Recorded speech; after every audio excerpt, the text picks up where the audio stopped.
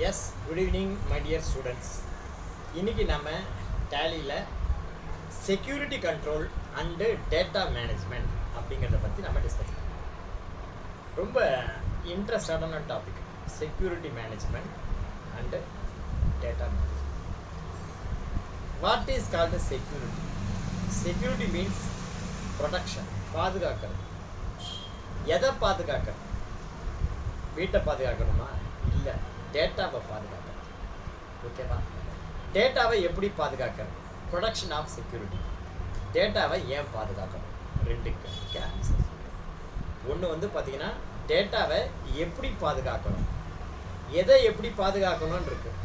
இப்போ பால் வாங்குகிறோம், காலம்புரை காய்ச்சிட்டோம், மிச்சம் பால் இருக்குது, அதை எப்படி பாதுகாக்கணும் அப்படின்னா டைரெக்டாக நீங்கள் காய்ச்சின மாதிரி தூக்கி ஃப்ரிட்ஜில் வைக்கக்கூடாது. மிச்ச பால் அதை ஆற வைக்கணும். ஆற வச்சு சூடு ஆறினதுக்கப்புறம் தூக்கி ஃப்ரிட்ஜில் வைக்கணும். ஓகேவா? அடுத்த நாள் காலம்புரை அதே பால் நீங்கள் யூஸ் பண்ணுறீங்கன்னு வச்சுக்கோங்க. எப்படி யூஸ் பண்ணணும்? பாலை ஃப்ரிட்ஜ்லேருந்து எடுத்து டேரெக்டாக யூஸ் பண்ணால் கெட்டு போயிடும். பாலை திரும்பவும் எடுத்து முதல்ல அது என்ன கண்டிஷனில் இருந்தது, நார்மலான கண்டிஷன், அந்த மாதிரி நார்மலான கண்டிஷன் அதுக்கப்புறமா தான் நீங்கள் சூடு பண்ணினா பால் வீணாக போகாமல் இருக்கும். ஸோ ஒரு பாலை பாதுகாக்கிறதே இவ்வளோ விஷயம் இருக்குது. ஒரு கம்பெனியோடைய டேட்டாங்கிறது ஒரு கம்பெனியோடைய உயிர் நாடி. உயிர் நாடினா ஒரு கம்பெனி அப்படிங்கிறது என்னென்னா வெறும் பொருளை மாற்ற வாங்கி விற்கிறது அல்ல. ஓகேவா? ஒரு கம்பெனினா வெறும் பொருளை மாற்ற வாங்கி வச்சா அதுக்கு பேர் கம்பெனி கிடையாது. பொருளை வாங்கணும், விற்கணும். வாங்கிறது பார்த்தீங்கன்னா நல்ல குவாலிட்டியான பொருளை, தரமான பொருளை நல்ல சப்ளையர்கிட்டேருந்து வாங்கணும். நல்ல விலைக்கு, கம்மியான விலைக்கு தரமான பொருள் அவன்கிட்ட வாங்கணும். விற்கிறதுக்குன்னு பார்த்தீங்கன்னா நீ கண்டவன்ட்ட விற்கினா காசு வராது. ஸோ நீ யாருக்கிட்ட விற்க போறியோ அவன்கிட்ட கொடுத்தா உடனே காசு வரணும். உதாரணமாக இப்போ என்னை எடுத்துட்டோம், என்னை 2 கஸ்டமர் கூப்பிடுவாங்க. ஒன்று திக்ஷா பேக்கேஜிங்கிற கஸ்டமர். அவர் கூப்பிட்டா உடனே நான் போவேன். என்ன காரணம்? வேலையை செஞ்சு முடிப்பேன். செஞ்சு முடித்த உடனே அவர் எனக்கு ஜிபே பண்ணுவார். அப்போ நான் போயிடுவேன். இதே இன்னொரு கஸ்டமர் இருக்காங்க, அவங்க பார்த்தீங்கன்னா ஹலோ இதோட இங்கே பாருங்கள், பேருக்கு நான் சொல்லலை, இங்கே ஒருத்தருக்கு நான் ரிட்டர்ன் ஃபைல் பண்ணேன், இவர்கிட்ட பார்த்தீங்கன்னா எனக்கு காசே வராது. ரைட்டா? இங்கே பாருங்கள், நான் ரிட்டர்ன் ஃபைல் பண்ணிட்டேன், காசே வராது. ஒரு ஃபைல் பண்ணிட்டேன்னு சொல்லி நான் ரிட்டர்ன் அனுப்பிச்சிட்டேன். என்ன சொல்கிறாரு? Sir how are you sir அப்படின்னாரு. அதுக்கு என்ன ரிப்ளை பாருங்கள், ஃபைன்னு கூட டைப் பண்ணல, ஏன்னா டைம் வேஸ்ட் எனக்கு. 5 போட்டு எண்ணி ஃபைன் அப்படின்னு போட்டு அனுப்புகிறேன். ஏன்னா அவருக்குரிய மரியாதை அவ்வளோதான்.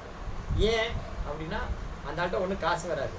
அப்புறம் ஏன் சார் நீங்கள் அவர்கிட்ட ஃபைல் பண்ணுறீங்க, அவருக்காக ஃபைல் பண்ணுறீங்க? அதுலேயும் கார்டு இருக்குது, அவர்கிட்ட எப்படி ரெக்கவரி பண்ணுறதுன்னு எனக்கு தெரியும்.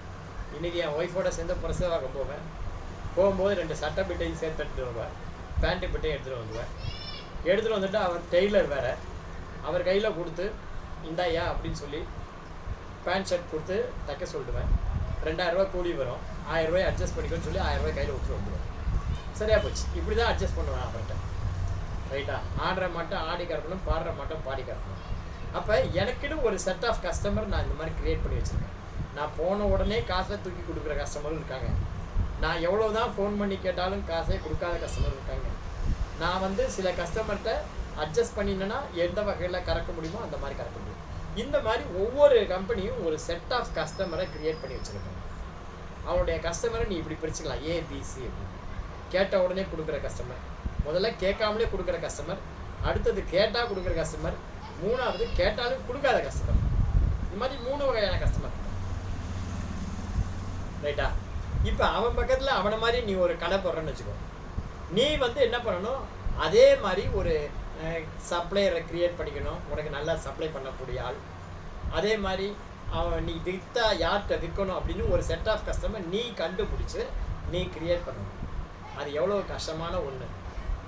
நம்ம ஒரு கம்பெனியில் அக்கௌண்டண்ட்டாக ஜாயின் பண்ணும்போது நமக்கு தெரியும், நம்ம அக்கௌண்டண்ட்டாக ஜாயின் பண்ணுறதுனால அந்த கம்பெனியோடைய என்டையர் வரலாறும் நமக்கு தெரியும். ஒரு சேல்ஸ் கேளுக்கு தெரியாது. சேல்ஸ் கேளுக்கு சேல்ஸ் பில்லிங் போடுறதோட முடிஞ்சு போச்சு. பர்ச்சேஸ் பண்ணுறவங்களுக்கு பர்ச்சேஸ் என்ட்ரி போடுறதோட முடிஞ்சு போச்சு. பட் அக்கௌண்டண்ட்டுக்கு அப்படி கிடையாது. A to Z, முதலாளி அக்கௌண்ட் எவ்வளோ பணம் இருக்குது, எங்கெங்கே வச்சுருக்காரு, என்ன யார்கிட்டேருந்து எவ்வளோ வரணும், யாருக்கு எவ்வளோ தரணும் அப்படின்னு என்டையர் ஜாதகமும் உன் கையில் இருக்கும். அப்போ என்டையர் ஜாதகமும் உன் கையில் இருக்குன்னா அது ஒரு டேட்டார், அதை நீ தான் ஹேண்டில் பண்ணணும். அப்போ அந்த டேட்டாவை ப்ரொடெக்ட் பண்ணணும். ப்ரொடெக்ட் பண்ணணும்னா என்ன பண்ணணும்? இந்த டேட்டாவையும் கம்ப்யூட்டர்லேருந்து அழியாமல் ப்ரொடக்ட் பண்ணணும். அது ஒன்று இருக்குது. கம்ப்யூட்டர்லேருந்து அழியாமல் ப்ரொடக்ட் பண்ணணும். எப்போ கம்ப்யூட்டர்லேருந்து அழியும்? திடீர்னு பார்த்தீங்கன்னா இப்போ என்னுடைய கம்ப்யூட்டர் வந்து பார்த்தீங்கன்னா யூபிஎஸ் இல்லாமல் இயங்குது. கரண்ட்டு கட் ஆகிடுச்சுன்னா என்ன ஆகும்? ஆட்டோமேட்டிக்காக டக்குன்னு ஆஃப் ஆகிடும். ஆஃப் ஆகிடுச்சுன்னு என்னாச்சு? டேட்டாலாம் கரெக்டாக வாய்ப்பு இருக்குது. ஓகேவா? அப்போ இந்த மாதிரி டேட்டா கரெக்டாகாமல் வாய்ப்பு இருக்குது. அப்போ கரெக்டாகாமல் இருக்கணும்னா என்ன பண்ணணும்? டேமேஜ் ஆகாமல் இருக்கணும்னா என்ன பண்ணணும்? நான் வந்து ஒன்று யூபிஎஸ் வாங்கி போடணும். ரைட்டா? யூபிஎஸ் வாங்கி யூபிஎஸ் மூலிமா கம்ப்யூட்டரை கனெக்ட் பண்ணால் டேட்டா கரண்ட்டு போனாலும் கொஞ்சம் நேரம் ஓடும், ஷட் டவுன் பண்ணலாம். ஒன்று. ரெண்டாவது, வைரஸ்னால அஃபெக்ட் ஆக வாய்ப்பு இருக்குது. வைரஸ்னால அஃபெக்ட் ஆக வாய்ப்பு இருக்குன்னா அதுலேருந்து என்ன பாதுகாத்துக்க, என் டேட்டாவை பாதுகாத்துக்க என்ன பண்ணணும்? அப்பப்போ டேட்டாவை பேக்கப் எடுத்து வைக்கணும். டேட்டாவை என்ன பண்ணணும்? பேக்கப் எடுத்து வைக்கணும். பேக்கப் அப்படிங்கிறது என்ன? ஒரிஜினலை ஜெராக்ஸ் எடுத்து வைக்கணும். இப்போ என்ன ஆகும்? ஒரிஜினல் தொலைஞ்சு போனால் என்ன ஆகும்? ஜெராக்ஸில் என்ன இருக்கும் அதுதான் ஒரிஜினலாக கிடைக்கும். நீ வந்து நேற்றுக்கு பேக்கப் எடுத்து வச்சுட்டு இன்றைக்கி என்ட்ரி போட்டது இன்றைக்கி அது போட்ட என்ட்ரி சேர்த்து வேணா எப்படி இருக்கும்? இருக்காது.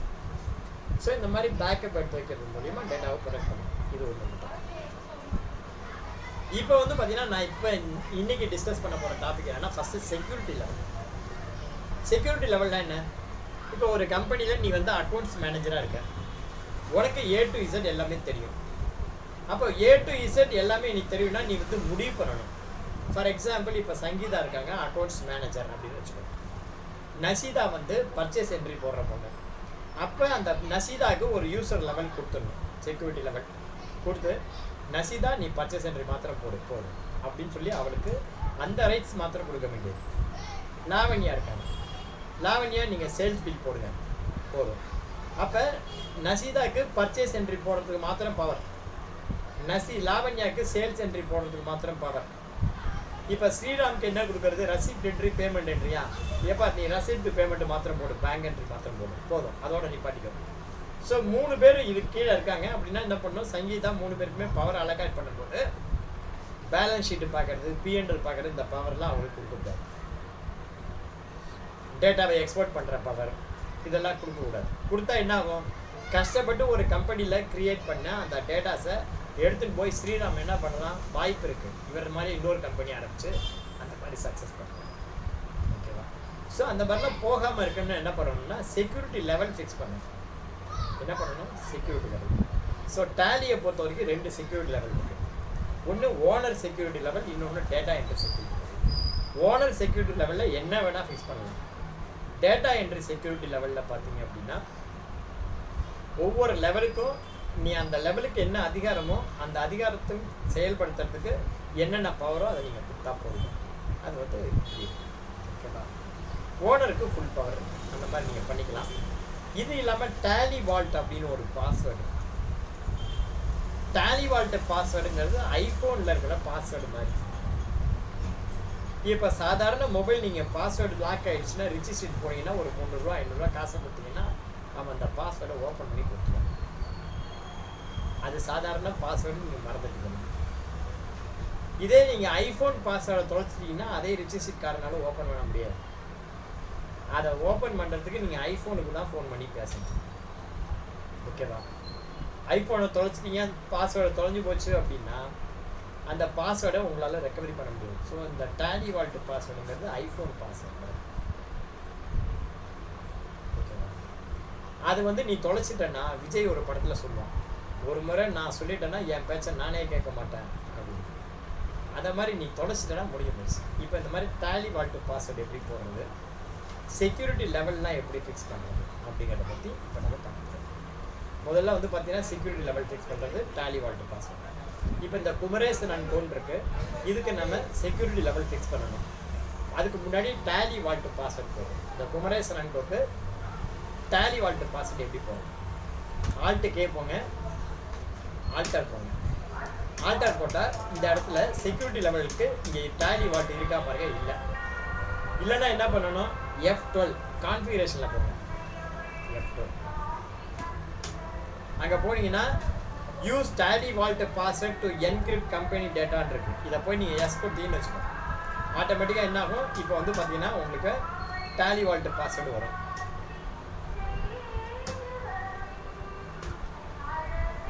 இங்கே வந்து பார்த்தீங்கன்னா உங்களுக்கு திரும்பவும் ஆல்ட்டு கே ப்ரெஸ் பண்ணிங்கன்னா டேலி வால்ட் அப்படின்னு இருக்கும். அங்கே போயிட்டு நீங்கள் இந்த குமரேசன் அனுப்புக்கு டேலி வால்ட் பாஸ்வேர்ட் கொடுத்துக்கலாம். ஃபார் எக்ஸாம்பிள் நான் ஐஜிஎஸ்டி அப்படி கொடுக்குறேன். ஐஜிஎஸ்டி at 1 2 3 4 5 6 7 8 9 பாஸ்வேர்ட் எப்படி கொடுக்குறேன்? இந்த கம்பெனி ஓப்பன் பண்ணேன்.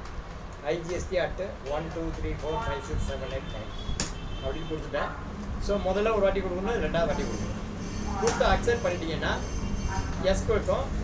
எஸ் கேட்கும். இப்போ பார்த்தீங்கன்னா புது கம்பெனி கிரியேட் ஆகிடுச்சு. அதுக்கு டேலி வால்ட் பாஸ்வேர்ட் போட்டால் தான் ஓப்பன் ஆகும். இப்போ டேலி வால்ட் போட்ட கம்பெனி இது, டேலி வால்ட் போடாத கம்பெனி இது. ஓகேவா? இந்த கம்பெனி டேலி வால்ட் போடாத கம்பெனி. டேலி வால்ட் போட்ட கம்பெனி புதுசாக கிரியேட் ஆகிடும். ரைட்டா? இப்போ இந்த கம்பெனியில் டேலி வால்ட் போட்டிருந்தேன்னா கம்பெனியோட பேரும் என்கிரிப்ட் ஆகிடும். இந்த மாதிரி ஸ்டார் ஸ்டார் ஸ்டார் தான் இருக்கும். அந்த கம்பெனியோட பேர்லாம் பார்க்க முடியாது உங்களால். ஓகேவா? கம்பெனியோட பேரெல்லாம் பார்க்க முடியும். இப்போ இந்த கம்பெனியை ஓப்பன் பண்ணணும்னா பாஸ்வேர்டு போட்டால் தான் கம்பெனிக்குள்ளேயே போகும், இல்லைன்னா போகாது. ஸோ இப்போ பாருங்கள், இப்போ ஐஜிஎஸ்டி at 1 2 3 4 5 6 7 8 போட்டு ஓப்பன் பண்ணுறேன். ஓப்பன் ஆகாது. கரெக்டான பாஸ்வேர்டு போட்டால் தான் ஓப்பன் ஆகும். போட்டால் இப்போ ஓப்பன் ஆகிருக்கும். ஸோ இந்த மாதிரி டேலி வால்ட் பாஸ்வேர்டு நீங்கள் போட்டுக்கலாம். இந்த டேலி வால்ட் பாஸ்வேர்டு வந்து எப்போ போடணும் அப்படின்னா, நீ வந்து பாஸ்வேர்டை மறக்கிற அந்த ஹேபிட் உனக்கு இல்லைன்னு வச்சுக்கோ, அப்போ நீ போடலாம். இல்லைன்னா வேஸ்ட்டு. ஒரு சிலருக்கு எப்படி தெரியுமா, ஒரு சிலருக்கு என்னையே எடுத்துக்கோ. என் ஒய்ஃபு நானும் வெளில கிளம்புவோம். வெளில கிளம்பும்போது கேட்டை பூட்டிகிட்டு போவோம். கேட்டை பூட்டிட்டு கார்னர் வரைக்கும் போயிருப்பேன். அப்போ எனக்கு திடீர்னு டவுட் வரும், ஏண்டி நம்ம கேட்டை பூட்டணுமா அப்படின்னு என் ஒய்ஃபை பார்த்து கேட்பேன். ஏங்க இப்படி கேட்குறீங்க? இல்லைம்மா எனக்கு கொஞ்சம் டவுட்டாக இருக்குது அப்படின்னு. அப்படின்னா இருங்க அப்படின்னு சொல்லிட்டு அவள் போய் பார்த்துட்டு வரேன்னு சொல்லி என் ஒய்ஃபை போய் திரும்ப ஒரு வாட்டி கூட்டை திறந்து பார்த்துட்டு வருவான், கூட்டிகிட்டு வருவான். வந்ததுக்கப்புறம் பாதி தூரம் வந்திருப்பா. திரும்பவும் எனக்கு ஒரு டவுட்டு, இம்மா நான் கடையை பூட்டாமல் வந்துட்டேன்னு நினைக்கிறேன், ஏன்னா அதையும் ஒரு வாட்டி பாரு அப்படின்னு. அந்த மாதிரி சந்தேக புத்தி சில பேருக்கு இருக்கும். பூட்டிகிட்டு போனாக்க கூட்டை பிடிச்சி ஒரு வாட்டி ஆட்டுவோம். ஊட்டியாச்சுன்னா முடிஞ்சு போச்சு. ஆனால் சில பேர் கூட்டை பிடிச்சி தூண்டுவோம். அந்த மாதிரி இந்த மாதிரி ஓப்பன் பண்ண முடியுமா அப்படின்னா ஓப்பன் பண்ண இந்த மாதிரிலாம் ஓப்பன் பண்ண முடியாது. நான் எதுக்கோ சொல்ல வந்தேன். சரி நாங்கள் இருப்போம். ஸோ இப்போ வந்து பார்த்தீங்கன்னா இந்த மாதிரி எதுக்கு சொல்ல வந்தேன் அப்படின்னா, நீ பாஸ்வேர்டை மறக்கிற ஹேபிட் உனக்கு இருக்குன்னா தயவு செஞ்சு டேலி வால்ட் பாஸ்வேர்டு போடாது. டேலி வால்ட் பாஸ்வேர்டு போட்டேன், அதோட முடிஞ்சு போச்சு. நீ மறந்துட்டேன்னா உன் டேட்டாவை நீ மறந்துடணும். டேலிக்காரனாலேயே ஓப்பன் பண்ண முடியாது. ஓகேவா? டேலிக்காரனாலேயே ஓப்பன் பண்ண முடியாது. ஐயா இந்த மாதிரி தெரியாமல் டேலி வால்ட் பாஸ்வேர்டு போட்டேன், இனிமேல் நான் போட மாட்டேன், அதை எப்படி ரிமூவ் பண்ணுறது சொல்லுங்கள் அப்படின்னு சொன்னீங்கன்னா, எப்படி ரிமூவ் பண்ணுறதுன்னா ஆல்ட்டுக்கே அங்கே போய்ட்டு டேலி வால்ட்டுன்னு இருக்காங்க. ஆல்ட்டுக்கேல போய்ட்டு டேலி வால்ட் அங்கே போய்ட்டு என்ட்ரு கொடுங்க. ஏற்கனவே இருக்கிற பாஸ்வேர்டு இருக்குல்ல, அதை நீ ஒன்றுமே பண்ண வேண்டாம்னா வெறும் நான் என்ட்ரு கொடுங்க. ஸ்பெசிஃபை வேல்யூடு ஃபார்வர்ட் கேட்குதா? இப்போ ரிமோட் பண்ணுறது எப்படி பண்ணலாம்? ஆல்ட்டுக்கே ஆல்டர் என்ட்ரு கொடுக்குறேன். ஆல்ட்டுக்கே கொடுக்குறேன். டேலி வால்ட் பாஸ்வேர்டு எப்படி ரிமூவ் பண்ணுறது? Tally vault password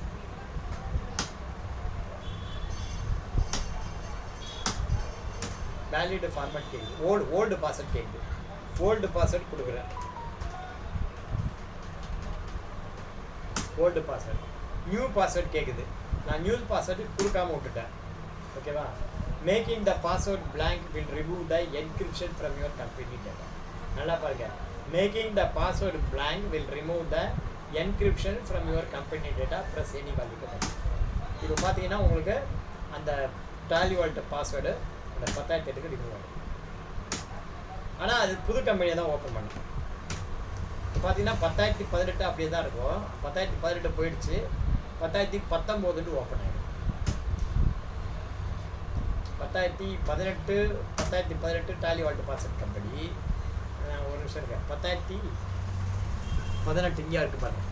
tally vault இல்லாத கம்பெனி இதுதான். டேலி வால்ட்டு இல்லாத கம்பெனி. ஓகேவா?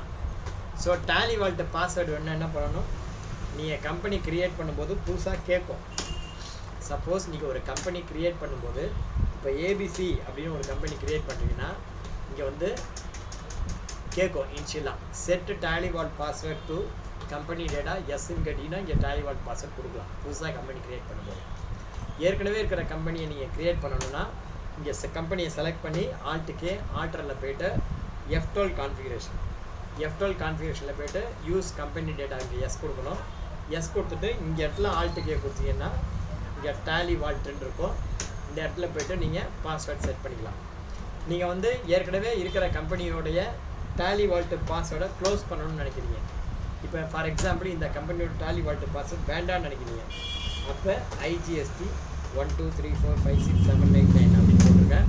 இதுக்கு வேண்டாம்னு நினச்சிங்கன்னா ஆல்ட்டுக்கே அங்கே போய்ட்டு டேலி வால்ட்டு இந்த இருக்கு இல்லையா, ஆல்ட்டுக்கேல போய்ட்டு டேலி வால்ட்டு போய்ட்டு இந்த இடத்துல ஓல்டு பாஸ்வேர்டு நியூ பாஸ்வேர்டு போடணும். ஓல்டு பாஸ்வேர்டு வந்து பார்த்தீங்கன்னா IGST @ 1 2 3 4 5 6 7 8 9 கொடுத்தேன். அதை போட்டுட்டு நியூ பாஸ்வேர்டு நீங்கள் ஒன்றுமே கொடுக்காம விட்டிங்கன்னா என்ன ஆகும், making the password blank will remove the encryption of data அப்படின்றது என்று கொடுத்தீங்கன்னா உங்களுக்கு புது கம்பெனி ஒன்று க்ரியேட் ஆகிடும். 1019 இன்னொரு கம்பெனி க்ரியேட் ஆகிடும். இப்போ 20 க்ரியேட் ஆகிடுச்சு. ஏன்னா 1020 1019 அப்படியே இருக்குது. அது 1020 க்ரியேட் ஆகிடும். ஸோ டேலி வால்ட்டு பாஸ்வேர்ட் போடுறது எப்படி அப்படின்னு பார்ப்போம். ஓகேவா? நன்றி, வணக்கம்.